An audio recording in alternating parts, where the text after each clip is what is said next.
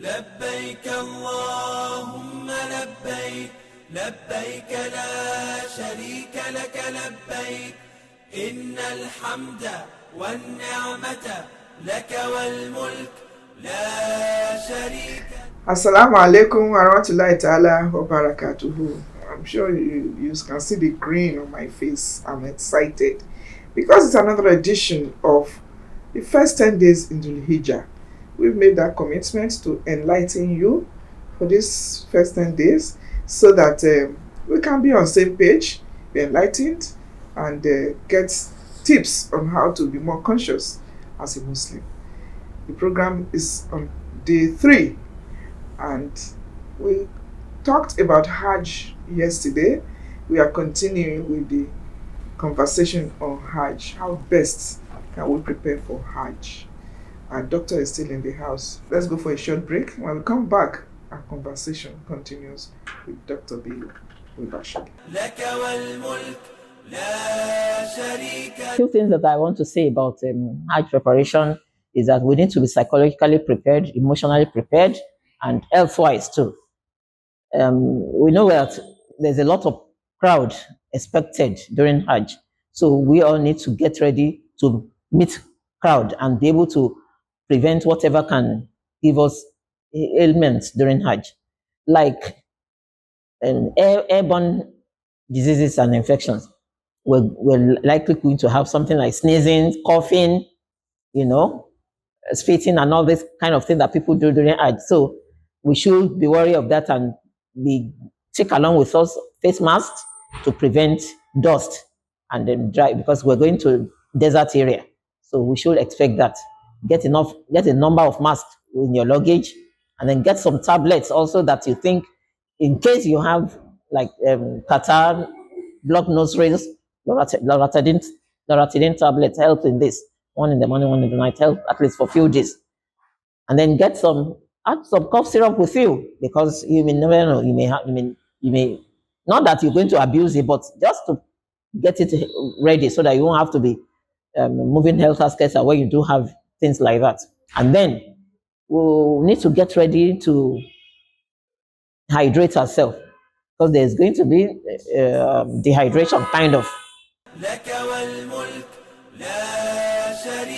Welcome back. First 10 days in Dhul Hijjah, day 3. And today we are continuing with our conversation on Hajj. It is the month of Hajj, so we cannot over talk about it. We cannot over flog it.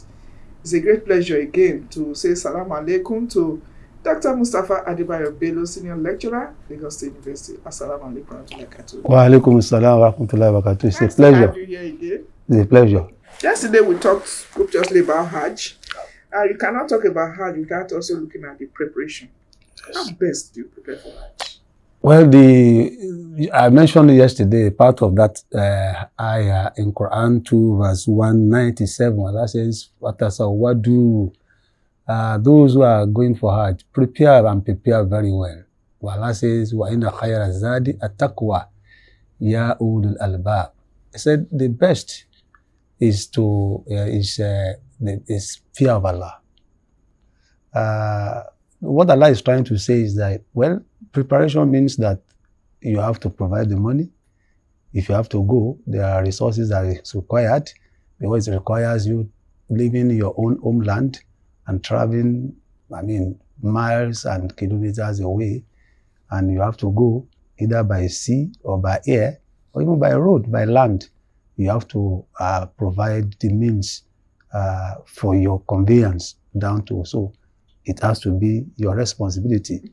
And also, for those who are going to leave behind, as wives, children, dependents, you have to provide for them too. And you also, when you get there, it's not just about getting there alone. You also have to provide for your means of survival, sustenance while you are there. Because it's not expected that you will be on Hajj, you now become a beggar. It's not allowed. And these are what they call the mundane preparations. But in terms of spirituality, it's for you to be able to have the best of intentions, that you are going to serve Allah, to worship Allah while you are there. Okay, we'll dwell more on all those things you have raised. Let's look at You know, we like ayẹyẹ a lot. Let me use the local parlance. Yes. Ha! It's something you have not even thought of. It now dawns on you. There's somebody who was not even expecting it, like the woman I made reference to yesterday. And then it now dawns on you that you're going for Hajj. Me no. You know that preparation in our local ways will be, taken out of it. The preparation sometimes require some of us. We do it in a traditional way. We love celebrations. Cook, make a lot of food, invite people, and then we celebrate even the mere fact that you are going Hajj. for Hajj. How do you correlate that? I mentioned it in the first episode that people like to make jamboree out of spiritual art, worship, acts of worship, and we must be very careful, because the more you socialize in matters of spirituality, you diminish the reward. Okay. As much as if it has not happened to you, you may not understand. The thought of going to Hajj for the first time could be so overwhelming that you think, I am going on Hajj. So for that reason, it is allowed. You can pray over it. You can congregate, bring people together to make the journey, not for the purpose of what they call show off, celebration. You can pray for it. Let's look at even the pilgrim herself. The payment now, I think, against the way it used to be, that you have to fend for yourself, you have to prepare your food, take your food and all of that. But now the payment includes being provided for. Is that correct?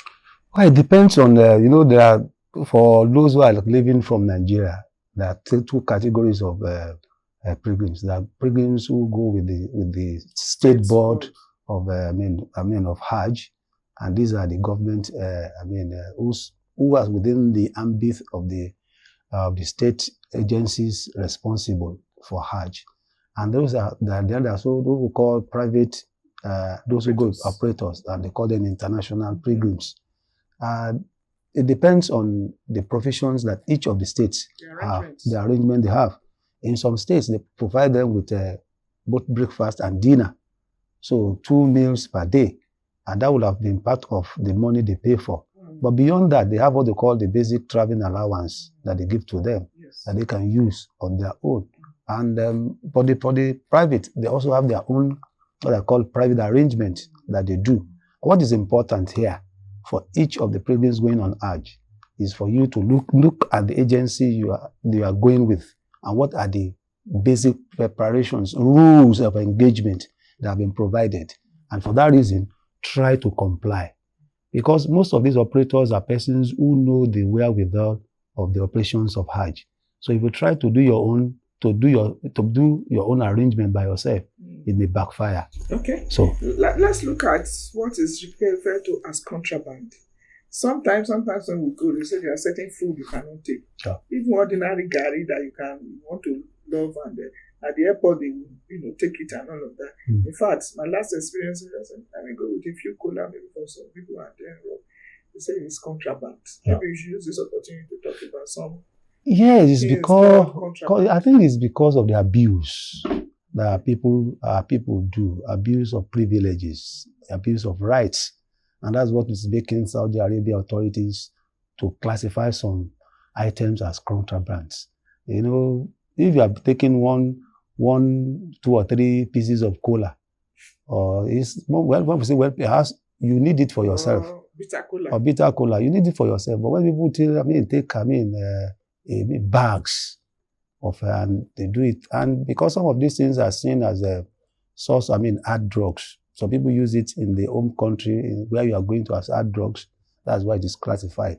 The important thing here is that whatever has been classified, even if it's not classified as such in your own homeland, if Saudi Arabia said, don't bring this, don't go with this, stay off it. That is one of the reasons why you are going. You must be law abiding. All right. Look at what you said earlier, even though I have it in my lineup. Provision for your family at the home front. Yes. And Islam is so magnanimous that it's not even only applicable to Hajj. Yes. Anytime a breadwinner is traveling, Hajj or any other place, you must provide for your family. Yeah. What's the wisdom behind this? The wisdom behind it is because there are what they call rules of engagement for every member of the family. A woman has to not to do anything outside the confines of her home without the approval of her husband. She must not be exposed in any way to fitna. You must not open the door of fitna to her, for her. So if you are traveling, and you refuse to provide enough resources for those you are leaving behind, you have opened the door of fitna.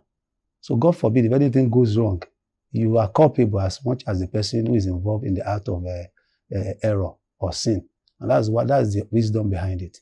If you are traveling, ensure that you provide for those you are leaving behind, so that apart from the physical deprivation that they will have, that you are not around, they must not suffer other kind of deprivation materially. If you didn't intend to go for Hajj and it just came to you on a platter, and you are probably not even prepared, and would you say because you couldn't provide for your family, you should not go? What we are saying to those who are sponsoring people to Hajj, one, we must not use emotion as the basis of sponsoring people to Hajj. We've seen it happening, and it's not good enough. You mentioned the case of a woman who was just crying. It's not enough for people to cry, and you said the next thing is to go on Hajj. How conscious is that woman? These are things that we must consider. We have had a case of a lady who was almost, almost naked on national TV, on social media. But because you could read some verses of the Quran, somebody offered to sponsor her Hajj. How much of Islam does she know? And even sometimes ago, we know people do sponsoring of programs on Ramadan, and they use Hajj as compensation for those who do well, who win. It is not, you are trivializing Hajj. Hajj is much, much more, a deeper thing than that. We must ensure that those who are going on Hajj are persons who understood Islam, who have a deep, and beyond that, if you now have to sponsor somebody on Hajj, maybe a week or 2 weeks to Hajj, you must ensure that it's not just about sponsoring him. Prepared And the person will leave at, you must also provide for the person. So it's not just about saying go on Hajj, or even send the people on Hajj, and when they get there, they don't even have the money, the basic traveling allowance to take them, and they become beggars. For some of us that have gone on Hajj, we always experience issues with either in the immigration officers or the airports officials on the return trip because of our excess luggage. Some of us are not even conscious of the fact that, okay, I'm going, I may purchase more things. Why don't you travel light? Take fewer things. So that when I'm, particularly even with clothing, there's always provision to buy even not so expensive things. When you get instead there, of going with heavy luggage and you now have issues coming back. What's your counsel? I think there's an issue as a people. We are as a people, we are. I don't want to use the word difficult as a people. I've been in complex. We have been in the airport before when it was announced the departure time for a flight, for a journey was announced, and the plane that was standing, that was waiting for all of us, could take over 200, and those of us waiting to go were just about not 12 to 50, and we're also dragging. Struggling. The way we do in Lagos, where we have to rush for everything. I think it's our culture. And I want to say, most operators of Hajj, they do a lot of sensitizations, but our people hardly listen. They do a lot of. I have been involved in sensitization for Hajj, and we counsel them. We tell them, travel light. When you go to Makkah, you can buy all this jalabia for 1 riyal, 3 riyal, 4 riyal, and you are good to go. But when you are coming back, so you have enough. But people don't. Do you know that people take even what they call torchlights, things that you don't require? They think they think that there will be blackout like they used to suffer here. So people take things that they don't even need. They take it down to Saudi. You see, this is where enlightenment comes in. A lot of Hajj operators, I experienced a few of them the state level and all of that. Okay. What is the importance of that Hajj enlightenment for Hujjaj? Well, I think maybe we should do better. We still do a lot. We are. I know people are involved. I have also been involved at a point in time. I think the problem with us here is because we take Hajj as an ad hoc thing here. I have I've met some people. I said, in Mecca, in Saudi Arabia, as a government, the next Hajj starts. Preparing for the next Hajj starts when the current Hajj ends. But immediately it is declared that the end for Hajj for this has ended. The preparing for the next year commences. But here, if hardly do we do anything until after Ramadan or even during Ramadan, we now start. It's our nature. But if we do Last minute. so if people do like it is done in Malaysia, in fact in Malaysia, in Indonesia, you cannot go on Hajj by just desiring. You say 5 years. 5 years minimally. That's why you see them older ages. Older age. Even if you are going to be young to come, you must have saved for it for 5 years. So, and you will have gone through that process for even 5 years. So sufficiently they will have well nurtured. And even assess the process of your nurturing, whether you are complying or not, before you are. But here, somebody maybe in fact, as we speak now, somebody may just be planning now. I mean. So can you also go to the Jamboree or something? That's the thing. So until we change this mindset, let us start preparing for Hajj as quickly as possible. Right. Dr. Mustafa Adebayo Bello, Senior Lecturer, Lagos State University. Thank you very much. The conversation is on the preparation for Hajj, and the program is the first 10 days in Dhul Hijjah. It's day 3.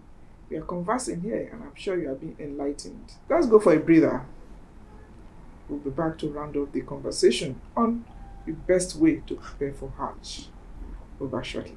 Eid Saeed, let's enjoy this happy day. Eid Mubarak, come on, let's celebrate. It's a few days to this year's Eid al-Adha. While many children eagerly await new clothes and warm meals with family members, some are silently waiting for hope. In Nigeria, over 18 million children have lost one or both parents. They face poverty, hunger, and uncertainty every day. These orphans are not just numbers, they are lives waiting for compassion from you and I. With your donation this Eid, you can bring light into their lives. With just 10,000 naira, you can feed and clothe an orphan, giving them a chance to smile. A meal, a new dress, a smile, and a reason to believe in tomorrow and humanity, courtesy of you. Eid is a time of sacrifice, love, and of sharing what we have with those who have not. During this Eid al-Adha, don't let them be forgotten. Let your giving be their celebration. Because when you give to an orphan, you give to Allah. Kindly donate a minimum of 10,000 naira to Zakat and Sadaqah Foundation to feed, clothe, and orphan. Be the reason why the orphans smile.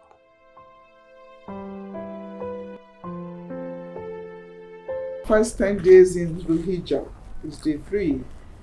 We are enlightening you on the best way to prepare for Hajj. Doctor is still here. Welcome again. Thank you. Now, you said it earlier that you should travel light.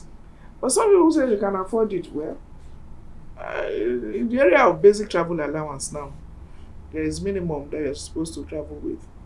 But some people say, I can afford some extra dollars and all of that. So what's your counsel for? You can afford it or not, the basic amount you should travel with to avoid, except of course you want to carry your luggage.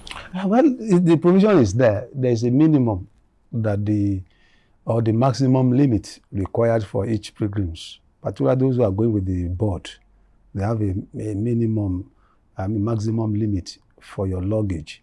And also, well, there's a provision that if you have excess, either you pay for it or you go and do extra arrangement to cargo whatever you have. What is important here is that, like I mentioned earlier, if you want to do business with Hajj, no big deal. There's nothing that hinders you, even from the point of religious provisions, but don't mix it. There are days that are sacred and exclusively for Hajj, for worship. Please treat those days as exclusive days of worship. Secondly, when we are coming back home, whatever excess that you have, go and cargo it. You see, the issue of israf, or when people do extravagant spending, is relative. If you have the money, particularly because some people may not have the opportunity of coming back again. Whether even if they have the money, they may not have the opportunity for different reasons. So if you want to go on Hajj, and if you have the money, you want to buy as many things that you want to buy, why not buy them? But do not place the burden on the authorities. Yes. Yeah, go and do the cargo yourself. And whatever the consequences of a private arrangement, bear it calmly. You just said about some people not having the opportunity of coming back, either naturally, maybe Allah calls them. Yes. But there are some people who go on Hajj with the intention of to japa for brain drain, say they are not coming back. That's why you see a lot of, when you go on Hajj, you see a lot of immigrants, they are, running from authorities. Is that correct? That cannot be correct. That cannot be Islam.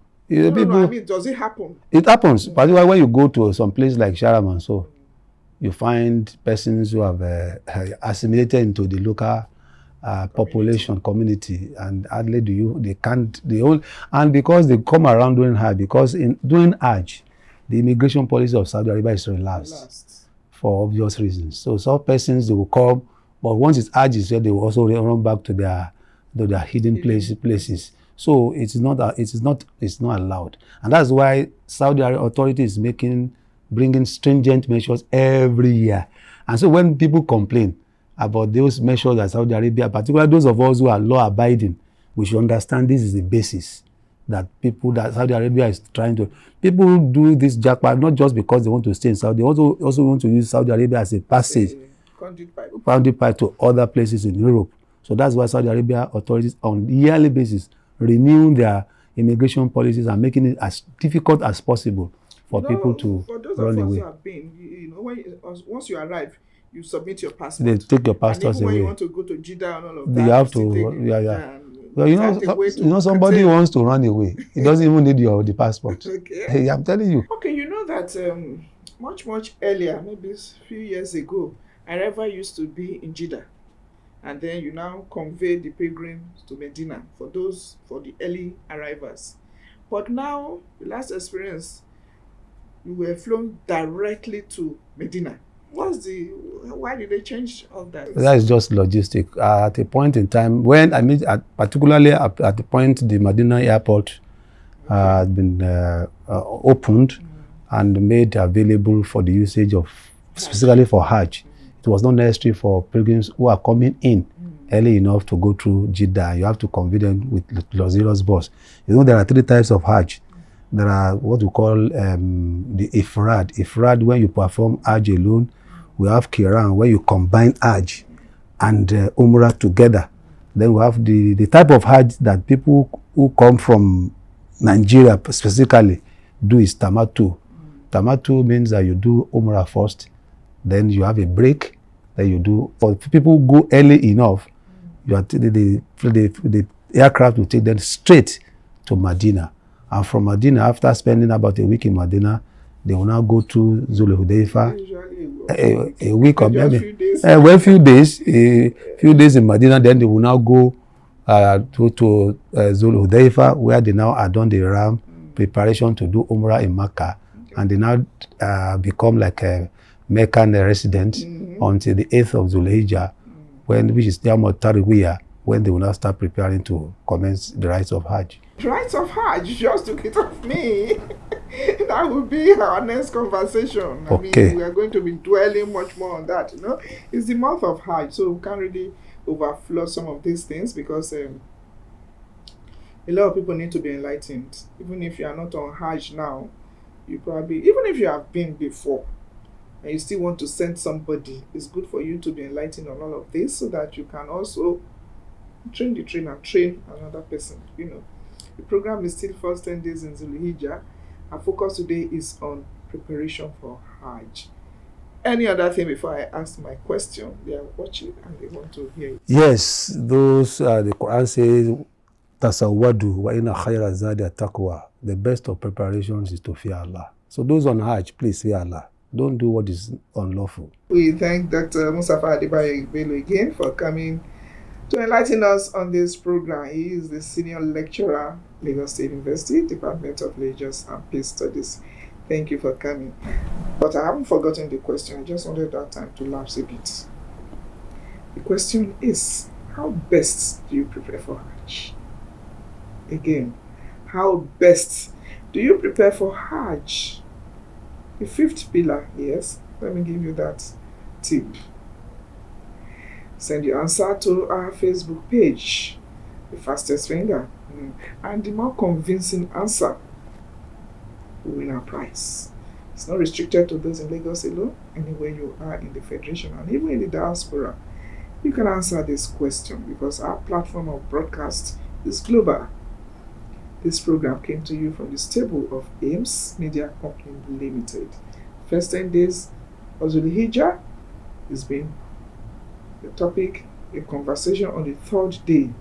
Tomorrow, inshallah, bi Qudratillah, we will bring you a focus on the rites of Hajj.